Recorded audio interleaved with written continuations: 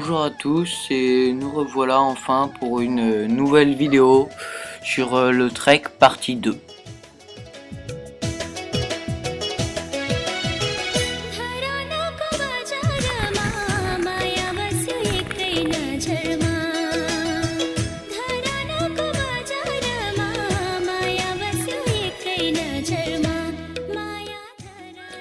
La grande porte qu'on voit au fond là, c'est l'entrée de Gorépani, qui est une ville assez en courant d'air et on n'a même pas passé une nuit là-bas parce qu'il faisait froid.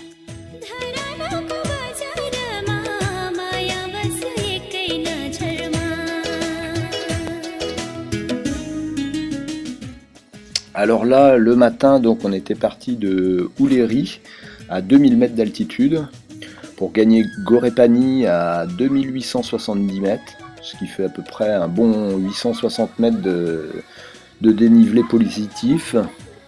Et l'après-midi, on est redescendu sur Chittré à 2350 mètres, c'est-à-dire là encore un dénivelé de 500 mètres.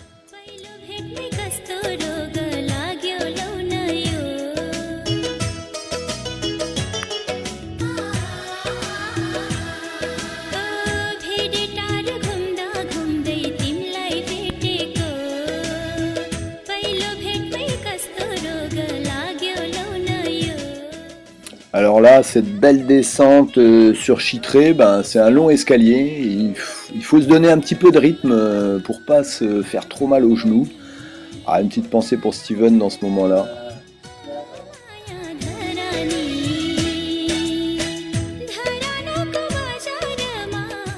Alors, scène de vie quotidienne là, avec ces femmes qui sont en train d'affûter leurs serpettes sur les cailloux du muret.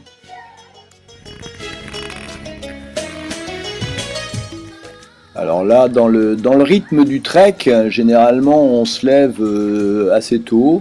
On essaie de partir pour les 8-9 heures, sachant qu'on va marcher pendant 4-5 heures, pour faire à peu près en moyenne 10 km. Et ce qui nous permet d'arriver dans les villages aux alentours de 13-14 heures, de se faire un bon repas et puis après de profiter un peu du village et d'aller dans les alentours visiter. Parce qu'ici le soleil, dès qu'il disparaît à l'horizon, eh bien la température qui est quand même douce en journée, dans les 20 degrés, et puis un temps sec, donc très agréable, eh bien dès que le soleil se couche, ça descend dans les 10 degrés, voire même un peu moins.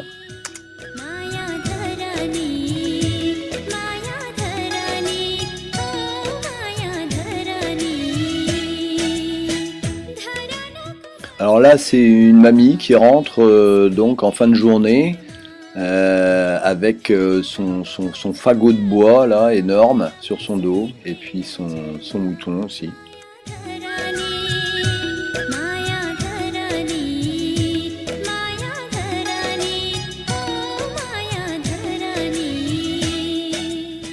Alors là, quand je dis en fin de journée, il est 4h30, 5h ici. Là, on voit aussi les buffles qui rentrent au bercail. Et là, on les dérange un petit peu, ils osent plus avancer, quoi. Donc c'est un peu gênant, ce qui nous bloque le passage. Encore une petite scène là où on voit des gens qui sont en train de s'occuper du riz, qui se présente donc comme le blé, qui est pris dans une petite une gousse, quoi. Et donc il faut frapper comme ça, il frappe le blé pour enlever aussi cette écorce qui ne sera pas mangée, quoi. Alors bien sûr ces vaches et ces buffles qui se promènent comme ça dans la montagne, c'est pas rare qu'ils rentrent dans des maisons. Et donc les gens, il va falloir les chasser, quoi.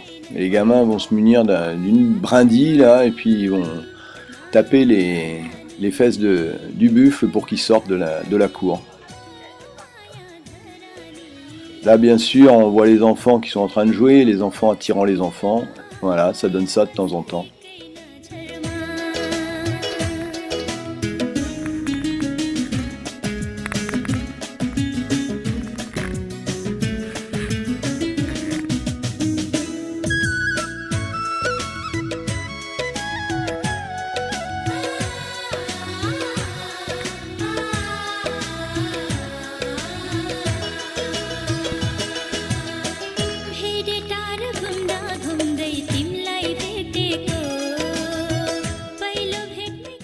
Alors ce qu'on peut remarquer dans ces cuisines népalaises, c'est qu'ils ne connaissent pas les conduits de cheminée.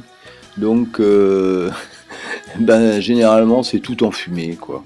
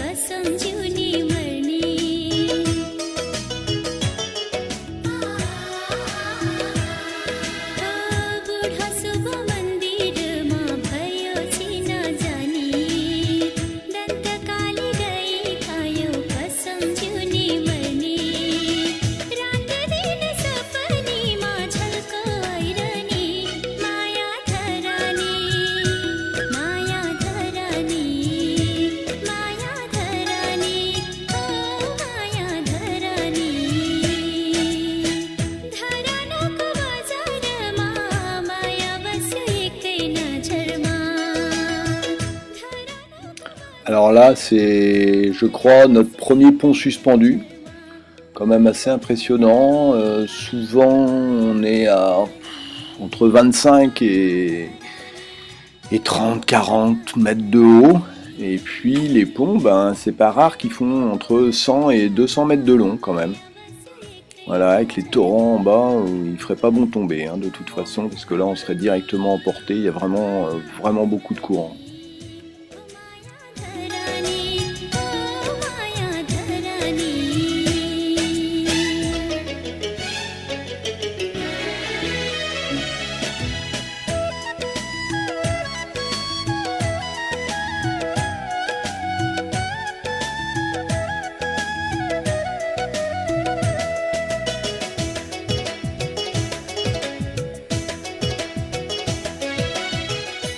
Alors là, on arrive à Tatopani, à 1200 mètres d'altitude, forcément une certaine douceur, et d'autant plus que Tatopani, ça veut dire source d'eau chaude. Alors dans ce village, il y a aussi donc un checkpoint avec un agent des parcs là qui va bien sûr faire des écritures, parce qu'ils aiment bien ça aussi quand même les Népalais.